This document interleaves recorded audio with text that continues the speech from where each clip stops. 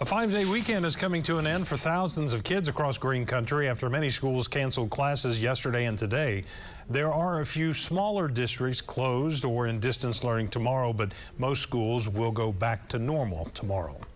School administrators say a lot of factors go into the decision to cancel classes or to move them online. They say it includes everything from how the neighborhood roads are to how temperatures might affect students and the buses. News on 6's Cal Day looks into how districts make those decisions in tonight's Oklahoma's Own In Focus. Cal?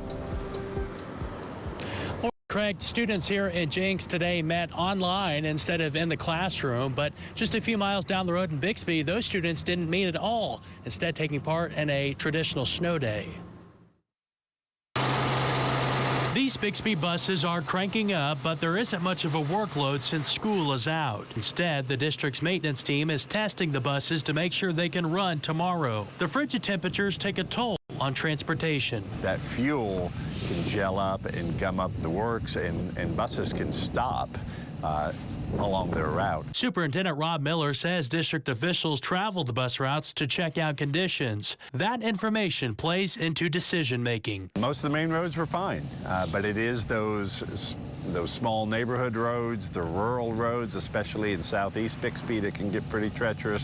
The district built snow days into the calendar, and Bixby chooses to use them for short-term weather inconveniences. We will do distance learning as a last resort, but for the most part, we want to reserve those days in person. It's a different story in Jenks, where classes happened online. The district keeps an eye on the forecast and sends home Chromebooks if there's a threat of bad weather. When we can see that coming, what we're able to do is we're able to prepare our staff and our teachers for that possibility.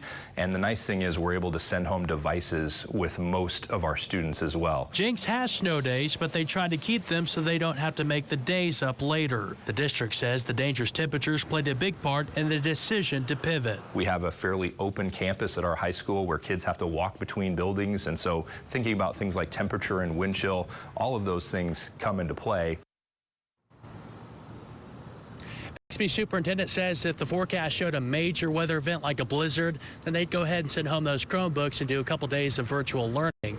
Both districts are planning to survey their communities and make a decision on their plans for tomorrow, but both say they hope to be in normal classroom settings. Live in Jenks, Cal Day, Oklahoma's Own News on 6.